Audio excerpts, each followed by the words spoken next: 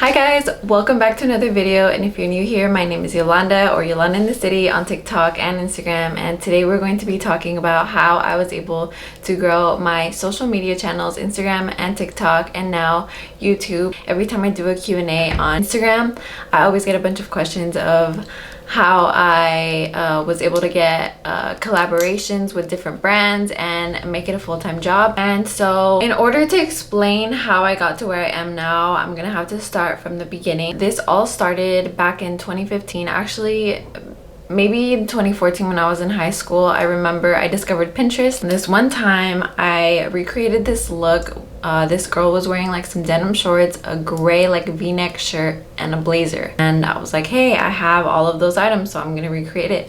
So I recreated it, and then I took a picture in it and I posted it on Instagram. After that, I kind of just kept recreating Pinterest looks even though I didn't have much clothes. After that, I graduated high school and I went to college in 2015. And in college, I was super broke. I moved to San Francisco for San Francisco State. And as you all may know, San Francisco is a super expensive city. And I wasn't paying college out of pocket. Thankfully, I had financial aid. But I had to kind of pay for my expenses out of pocket, and so I was working a part-time job, so I really didn't have any extra money to buy clothes. Like, all the clothes that I would buy was off a discount from my job because I worked at Forever 21 and I also worked at Zara later on, and so I was able to get a discount for the clothing that I was purchasing. But I would literally only spend maybe like $100 a month on new clothes, and that's like what, like 4 or 5 pieces from Forever 21. It really wasn't the cutest stuff. It was the cringy Forever 21 stuff with the quotes on the shirts. And when I first met my boyfriend, he literally makes fun of me all the time because when he first met me, he said that I literally had like 2 pairs of shoes and I would wear the same jacket like every day.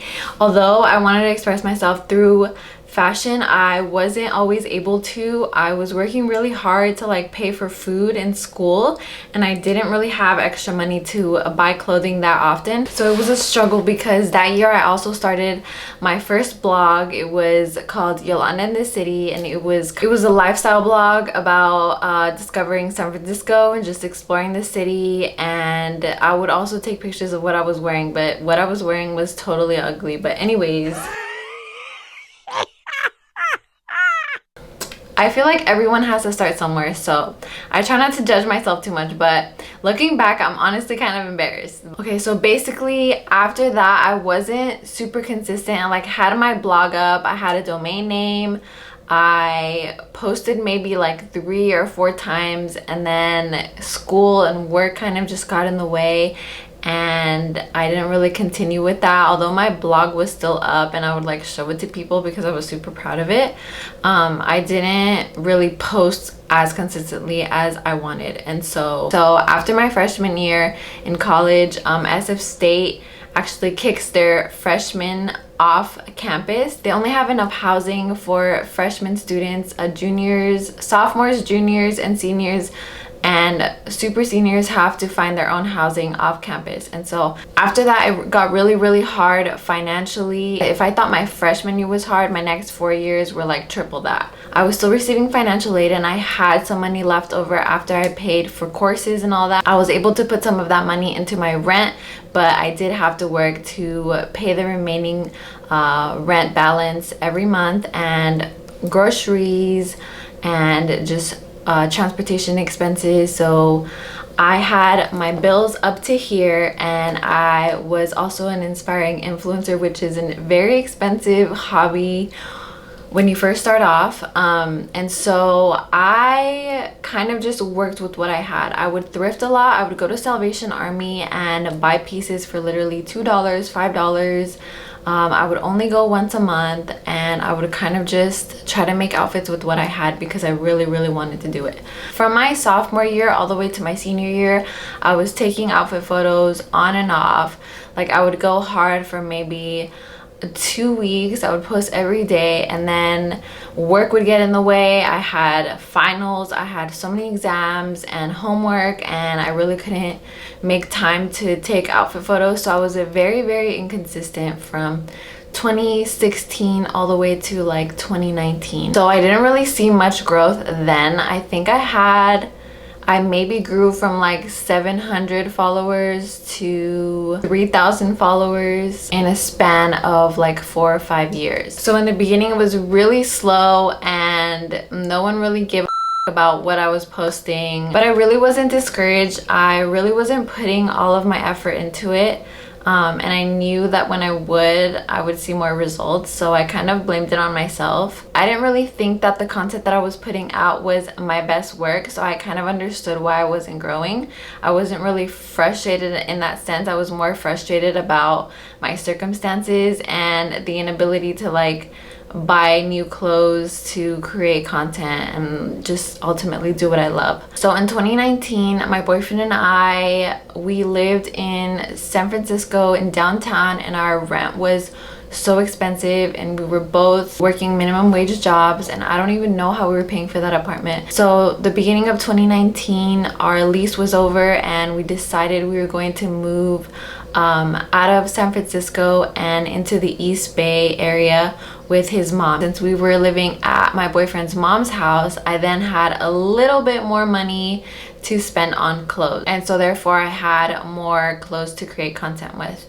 And so even then, it was still really hard because of school and work, and I had to commute all the way to San Francisco, so I barely had any time. March 2020 to be exact was when I started doing TikTok, and that's also when the pandemic hit. The pandemic, honestly, for a lot of people was a really hard time, and we're slowly coming out of it, thank God.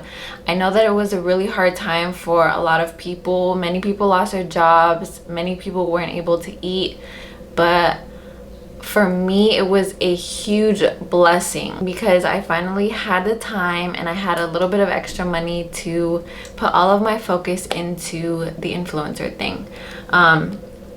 So in March 2020, my classes started getting canceled. I didn't have to commute to school anymore, and I lost my job. And so I was unemployed and I was taking classes from home, and TikTok came out. Every single second that I was not doing homework, I was filming TikTok videos. And at that point, I had a little bit more clothes to work with, but I didn't have the nicest clothes. It was all thrifted and it was old clothes, like nothing new, nothing that I could provide links for. And every day that I would wake up, I would film 3 TikTok videos every single day, and I did that for about 2 months straight. I did not miss one day. But I noticed that from posting 3 videos a day, maybe one of them would hit maybe 10K views and the others would stay at like 1,000 or 2,000. And so I knew that in order to hit the most amount of views, I had to be making 3 videos a day. And I honestly don't even know how I was able to make those 3 videos considering the amount of clothes that I had, but I would literally do like styling a white button up in 3 ways, my vintage t-shirt collection, or styling denim jeans in 3 ways, like the most basic thing. And I think a few of my videos went viral. Luckily, I don't know how it happened because my clothes wasn't even that cute, but I do know that back when I started in March 2020, the app had only been up for maybe like 5 months, so I was fairly early to the app. And so I feel like they were really pushing, the people that were posting, they were pushing their videos, and so that really helped me out. And then I made this like super viral video, and it was just, I thrift flipped an old shirt and I made it into something new. And after that, I was just going so hard, posting every single day. I was sewing stuff every single day, and also I was trying different things. I didn't just stick to styling videos. Sometimes you need to experiment a little and see what your audience likes. For me, I started off with styling videos, but then I was like running out of clothes, so then I started doing sewing videos and thrift flips, and that worked really well for a while. And then I started doing small chest tips, and that was more towards the end of 2020, but we're gonna get to that. So I did TikTok consistently for about 2 months, and I did see some growth on my Instagram. I got maybe like 2,000 or 3,000 new followers on my Instagram, but it wasn't growing as fast as my TikTok.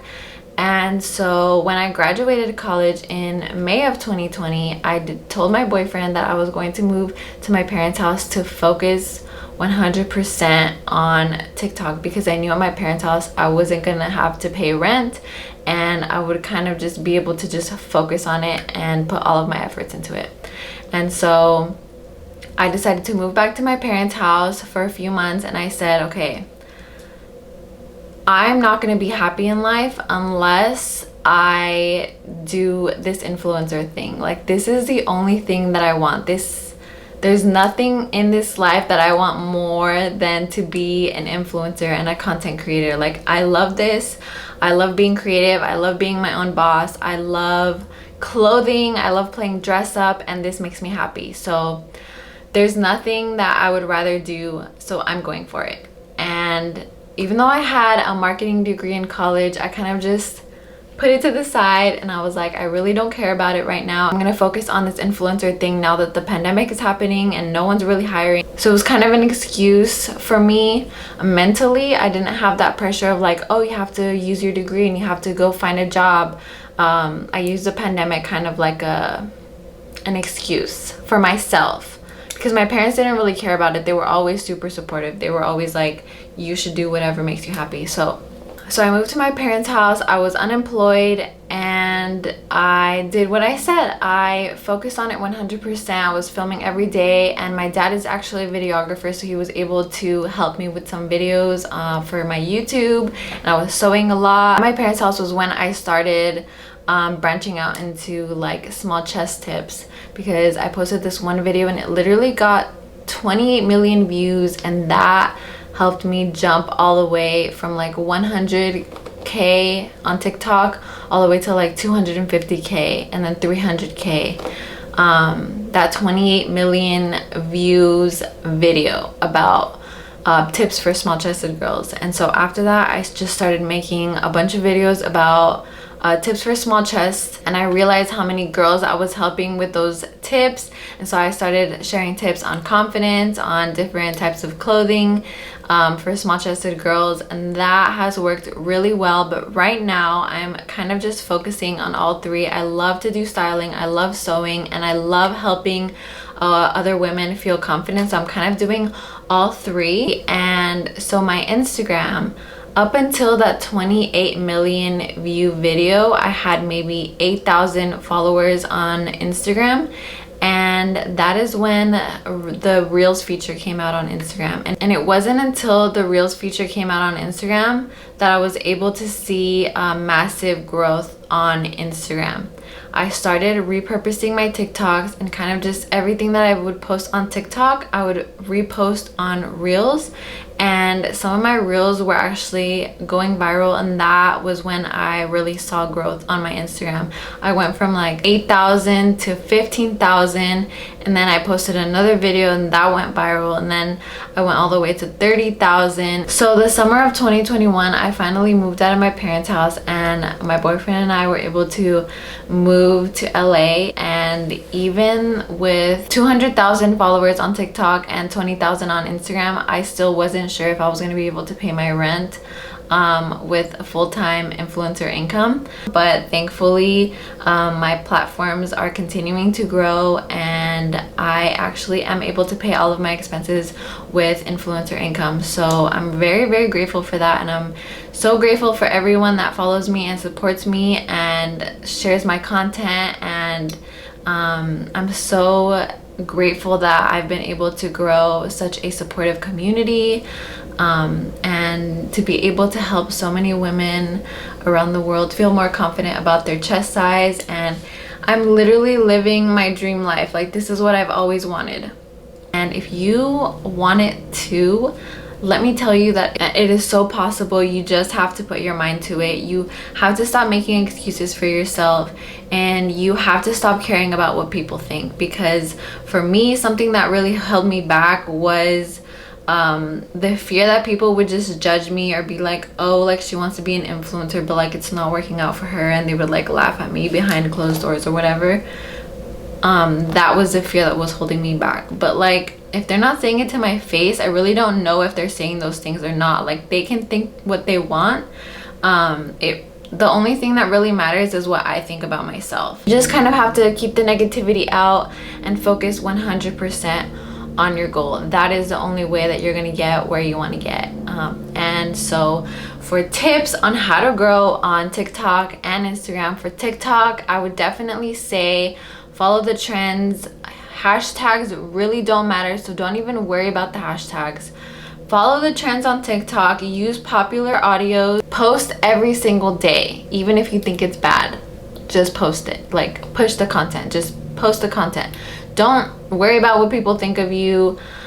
There's someone out there who will like your content. There is an audience out there for you, and don't worry about it being a very saturated industry. There is room for everyone. Just go for it. And for Instagram, I would say repurpose your TikToks, or if you don't really want to focus on TikTok, make reels on Instagram and post every single day. Post a reel every single day, and you never know what's gonna go viral. So post even the ones that you don't think are good.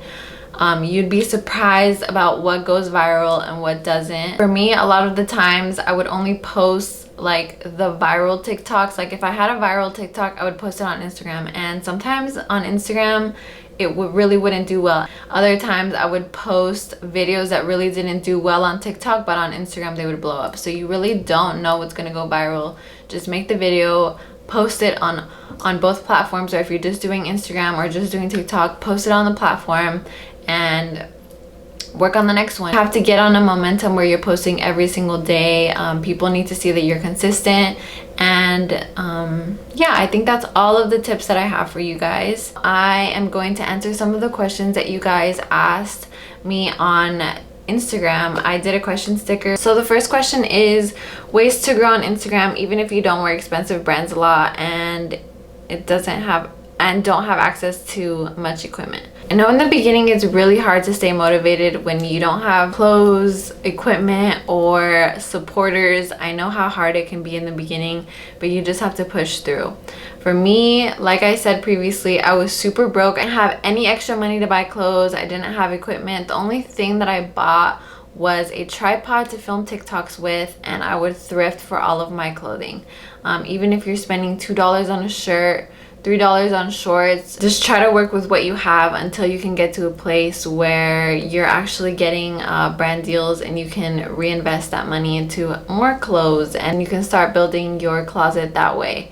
Honestly, I have a lot of clothes now, but it didn't look this way in the beginning. What I did have was accessories. So I think accessories are definitely a good investment because they can make a boring outfit much more interesting, and I feel like you can be a lot more creative with accessories. But in the beginning, if you don't have much clothes and you can only thrift, I would definitely suggest focusing on staple pieces and not so much trendy pieces, because maybe like trendy pieces like this you can only wear once, and like people notice on TikTok if you're constantly wearing that.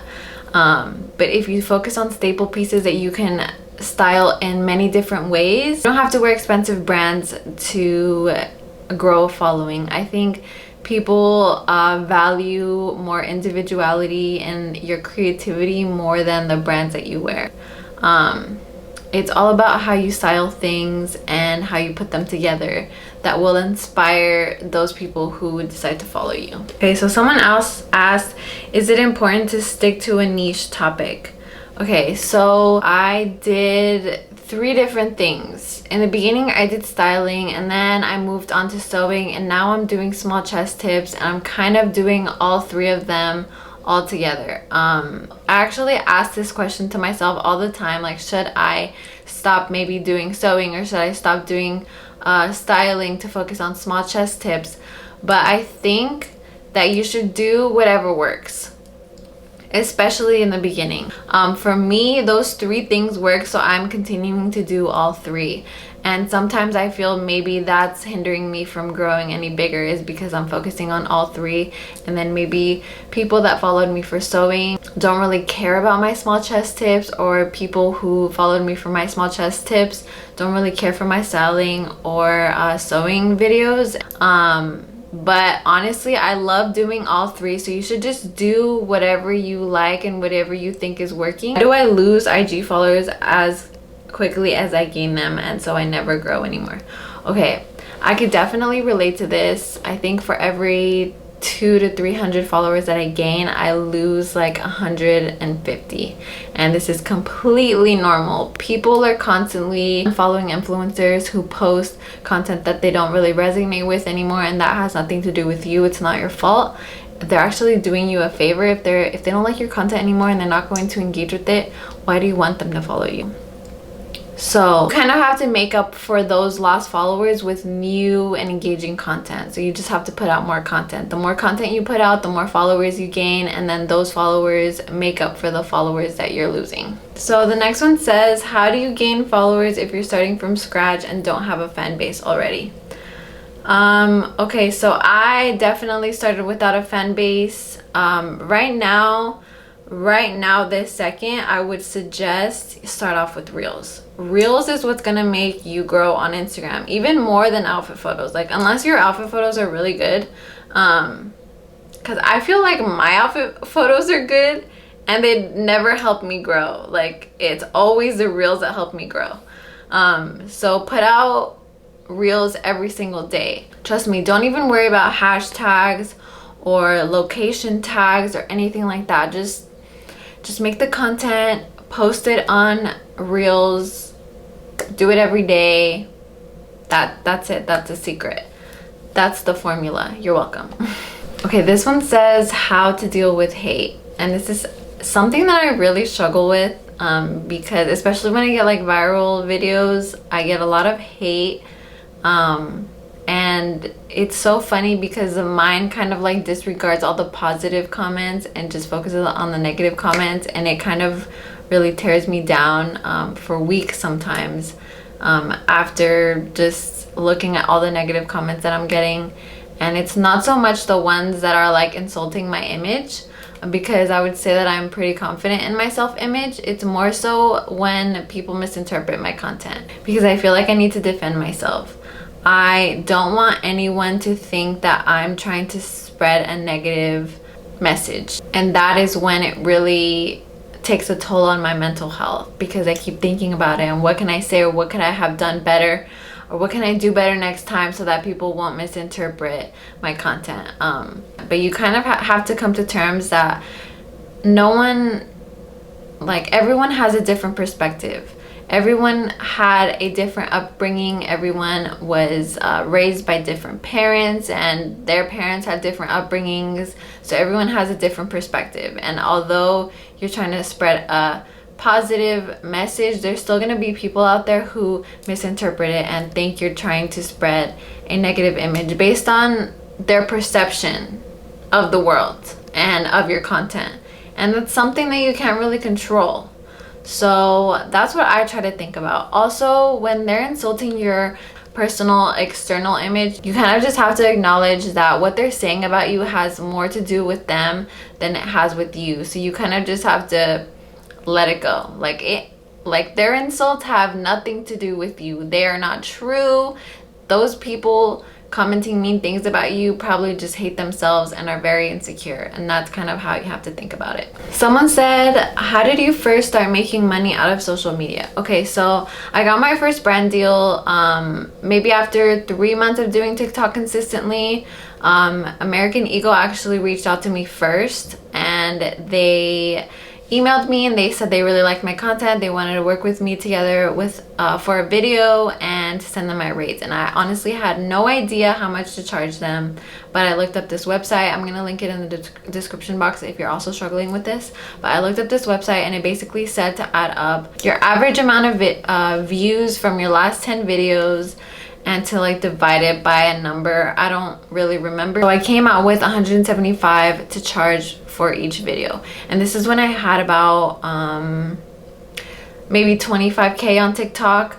And so I charged them 175, and I said that I was willing to work with my rate since it was my very first time and I really didn't know what to charge, and they accepted. They said 175 was great. They sent me the clothes, the concept, and the music, and I kind of just created the content for them, and then they paid me like 2 weeks later. And if you guys are interested in learning more about negotiation and how much to charge and all of that good stuff, let me know in the comment section. I could probably make a more detailed video about that in the near future. So let me know if you want to hear more about that. But I feel like that topic deserves its own video because then this video is going to be way too long. Okay guys, that is about all of the questions. I got some other questions in here, but I kind of already answered them in the video, so I'm not going to go over them again. So yeah, I hope you guys enjoyed this video and it gave you some insight on how I was able to grow my social media channels, and it helped you out a little bit if you're also trying to do the same. Don't forget to give this video a thumbs up if you enjoyed it. Subscribe to my channel for more videos like this, and I will see you guys next time.